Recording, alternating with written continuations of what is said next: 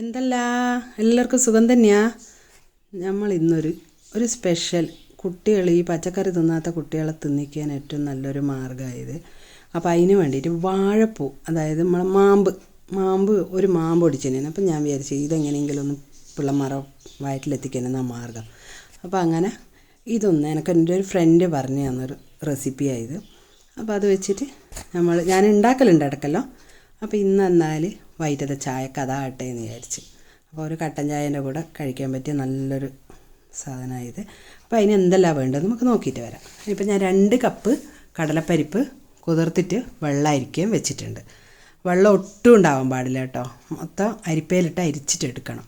എടുത്തിട്ട് നമുക്കിത് 2 പ്രാവശ്യം മിക്സിയിലിട്ടിട്ട് ഒന്ന് അരച്ചെടുക്കണം. അപ്പോൾ അതിന് ആദ്യം ഞാൻ ഇടുന്നത് നല്ലോണം അരച്ചെടുക്കുന്നുണ്ട്. നല്ലോണം തന്നെ അങ്ങനെ പേസ്റ്റായിട്ടല്ല, എന്നാലും ഒന്ന് ഇത് ബൈൻഡായി കിട്ടണ്ടേ. അപ്പോൾ അതിൻ്റെ ആവശ്യത്തിന് അതൊന്ന് അരക്കുന്നുണ്ട്. അപ്പോൾ അതിലേക്ക് ഞാൻ ഒരു കട്ട പെരുങ്കായം, അതായത് 1 ടീസ്പൂൺ പൊടിയാണെങ്കിൽ 1 ടീസ്പൂൺ ചേർത്തോളി. പിന്നെ 1 ടേബിൾ സ്പൂൺ പെരിഞ്ജീരകവും ചേർത്ത് ആവശ്യത്തിന് ഉപ്പും ചേർത്തിട്ട് നമുക്കിതൊന്ന് നല്ലോണം ഒന്ന് അരച്ചെടുക്കാം. നല്ലോണം ഒന്ന് അരച്ചിട്ട് നമുക്കൊരു പാത്രത്തിലേക്ക് മാറ്റി വെക്കാം. അപ്പോൾ അത് അരച്ചിട്ട് കാണിച്ചു തരാം. കണ്ടോ ഇതുപോലെ. എന്നിട്ട് അതൊരു കപ്പിലേക്ക് മാറ്റി വെക്കാം. അതിന് ശേഷം ബാക്കിയുള്ള കടലപ്പരിപ്പ് അരക്കുമ്പോൾ അതിലൊന്ന് 1 കൈപ്പിടി ഇത് കാണുന്നതാ ഇത്രയും നമുക്കത് ഈ അരച്ച് വെച്ചെല്ലാം ഇട്ട് കൊടുക്കാം. അപ്പോൾ അത് ആ വടക്ക് നല്ലൊരു ക്രിസ്പിനെസ്സും കിട്ടും, കടിക്കുമ്പോൾ നല്ലൊരു ടേസ്റ്റും ആയിരിക്കും. പിന്നെ രണ്ടാമത്തെ അരക്കുമ്പോൾ അതിൽ 2 തണ്ട് കറിവേപ്പിലയും കൂടി ഞാൻ ചേർത്ത് കൊടുക്കുന്നുണ്ട്. കറിവേപ്പില ഇട്ട് കഴിഞ്ഞാൽ ഒരു നല്ലൊരു മണമായിരിക്കും. അപ്പോൾ അതും ഒന്ന് കണ്ടോ ഇതുപോലെ ഒതുക്കിയെടുത്താൽ മതി. ആദ്യത്തെ നല്ലോണം അരച്ച് ഇത് ഒതുക്കിയതും. ഇനി നമുക്ക് വാഴപ്പൂവ് ഇതുപോലെ ഒന്ന് പോള നീക്കിയെടുത്തിട്ട് ഒന്ന് കഴുകിയെടുക്കാം. ഇതുപോലെ എല്ലാം ഒന്ന് പൊട്ടിച്ചെടുത്തിട്ട് എന്നിട്ടത് ചെറുങ്ങനെ പൊടിയായിട്ട് നമ്മൾ ഉപ്പേരിക്ക് മുറിച്ചിടൂലേ, അതുപോലെ മുറിച്ചിട്ടിട്ട് കണ്ടോ കഴുകിയിട്ട് അരിപ്പയിലിട്ടിട്ട് വെള്ളം വറ്റിച്ചെടുത്ത് കഴിഞ്ഞാൽ ഒട്ടും വെള്ളം ഉണ്ടാവാൻ പാടില്ല. എന്നിട്ട് അതും കൂടി ഇതിൽ ചേർത്ത് കൊടുത്തതിന് ശേഷം നമുക്ക് ആവശ്യത്തിനുള്ള ബാക്കി മസാലകൾ ചേർക്കാം. 1/2 കപ്പ് വലിയുള്ളി പൊടിയായിട്ട് അരിഞ്ഞത് ചേർത്ത് കൊടുക്കുന്നുണ്ട്. പിന്നെ കുറച്ച് കറിവേപ്പില പിന്നെയും ഞാൻ ചേർക്കുന്നുണ്ട്, അതും നല്ലോണം അരിഞ്ഞെടുത്തതാണ്. പിന്നെ മല്ലിയില, ഇതെല്ലാം ഓരോ ടേബിൾ സ്പൂൺ ചേർത്ത് കൊടുക്കാം. പിന്നെ വെളുത്തുള്ളി 2 ടേബിൾ സ്പൂൺ ഉണ്ട്, അത് ചെറുങ്ങനെ അതും അരിഞ്ഞിട്ട് ഒന്നിങ്ങനെ ഉള്ളിൽ നിന്ന് അതിൻ്റെ ഒരു മൈൽഡായ ടേസ്റ്റാണ് വരാവും. പിന്നെ അത് പൊടിയായിട്ട് അരിഞ്ഞ് ഇഞ്ചി അതും 2 ടേബിൾ സ്പൂൺ ഉണ്ട്. പിന്നെ പച്ചമുളക് എൻ്റെ നല്ല എരിവുള്ളതാണ്, അതുകൊണ്ട് 3 പച്ചമുളകാണ് ഞാനെടുത്ത ഉണ്ട പച്ചമുളകാണ്. അത് നല്ല എരിവാണ്, അതുകൊണ്ട് നമ്മൾ നോക്കിയിട്ട് വേണമെങ്കിൽ പിന്നെ മുളക് പൊടി ചേർത്ത് കൊടുക്കാം. നമുക്ക് ആദ്യം അതൊന്ന് കുഴച്ചെടുക്കാം.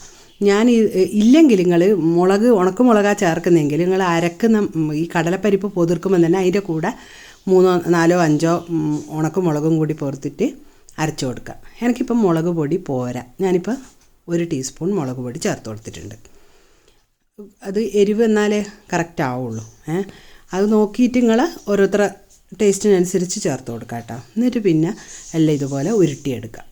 ഉരുട്ടി വെച്ച് കഴിഞ്ഞാൽ പിന്നെ ചീനച്ചട്ടി അടുപ്പത്ത് വെച്ച് വെളിച്ചെണ്ണ ചൂടാകുമ്പോൾ ഓരോന്നോരോന്ന് കയ്യിൽ വെച്ച് തട്ടി അങ്ങ് പരത്തിയിട്ട് അങ്ങ് ഇടുക, എളുപ്പമായിരിക്കും. ഇതുപോലെ അധികം ഒന്ന് പരത്തണ്ട കേട്ടോ, കുറച്ചൊന്ന് തടിയിരുന്നോട്ടെ. അല്ലെങ്കിൽ ഇത് പെട്ടെന്ന് കാരണം ഇതിൽ മറ്റുള്ള സാധനങ്ങളായതുകൊണ്ട് തന്നെ അത്ര ഒരു ഗ്രിപ്പ് കിട്ടൂല, ഇതിന് പിടുത്തം കിട്ടൂല, അപ്പോൾ അതങ്ങ് പോവും. അപ്പോൾ ഇതുപോലെ നല്ലോണം ഒന്ന് പോകും. പിന്നെ വെളിച്ചെണ്ണ ആദ്യം ചൂടാകുന്നവരെ നിങ്ങൾ ഹൈ ഫ്ലെയിമിൽ വേണമെങ്കിൽ ഇട്ടോ. വെളിച്ചെണ്ണ നല്ലോണം ചൂടായതിന് ശേഷം മീഡിയം അല്ലെങ്കിൽ ലോ ഫ്ലെയിമിലേ ഇടാവും. ഞാൻ ലോ ഫ്ലെയിമിലാണ് ഇട്ടത്, കാരണം എൻ്റെ ഇത് ഏറ്റവും വലിയ സ്റ്റൗവാണ്. അതുകൊണ്ട് നിങ്ങൾ നോക്കിയിട്ട് സ്റ്റൗവിനനുസരിച്ച് മീഡിയത്തിലോ ലോ ഫ്ലെയിമിലോ ഇടാവും. എന്നിട്ട് അത് തിരിച്ചും മറിച്ചും ഇട്ടിട്ട് വേവിച്ചെടുക്കുക. അല്ലെങ്കിൽ പൊട്ടിപ്പോകും കേട്ടോ, പൊട്ടി പോകാണ്ട് നോക്കണം. എൻ്റെ അടുത്ത് ഒരിക്കലും പൊട്ടിപ്പോക്കില്ല, നിങ്ങൾ നോക്കിയിട്ട് ചെയ്തോളി. പിന്നെ പൊട്ടിപ്പോയി എന്ന് പറയണ്ട. നല്ല ടേസ്റ്റ്, നല്ല ക്രിസ്പി ആയിട്ട് വരും. അത് വെന്ത് കിട്ടുന്നവരെ മീഡിയം ഫ്ലെയിമിലിടുമ്പോൾ നമുക്ക് എന്താണെന്ന് വെച്ചാൽ ഉള്ളെല്ലാം നല്ലോണം വെന്ത് കിട്ടും കണ്ടോ. അതിന് ശേഷം നമുക്കിതിങ്ങനെ ഊറ്റിയെടുക്കാം. പിന്നെ ഒരു കട്ടൻ ചായ ആവേണ്ട സമയമേ ഉള്ളൂ. ഞാനിത് ഇടയ്ക്ക് ഇങ്ങനെ അരച്ചിട്ട് ഫ്രീസറിൽ വെക്കും. ആരെങ്കിലും വരുന്നുണ്ടെങ്കിൽ മുൻകൂട്ടി ഇത് ചെയ്ത് വെച്ച് കഴിഞ്ഞാൽ അവർ വന്നാൽ ഇതിങ്ങനെ കയ്യിലിട്ടൊന്ന് പരത്തിയിട്ടങ്ങ് ഇട്ട് പൊരിച്ചെടുക്കേണ്ട ആവശ്യമേ ഉള്ളൂ. അപ്പോൾ ഇതെന്തായാലും വൈകിട്ടത്തെ ചായക്ക് എല്ലാവരും ഉണ്ടാക്കി കഴിച്ച് നോക്കി അഭിപ്രായം അറിയിക്കാൻ മറക്കണ്ട. അടുത്ത ആഴ്ച വേറൊരു വീഡിയോ ആയിട്ട് കാണുന്നത് വരെ താങ്ക് യു.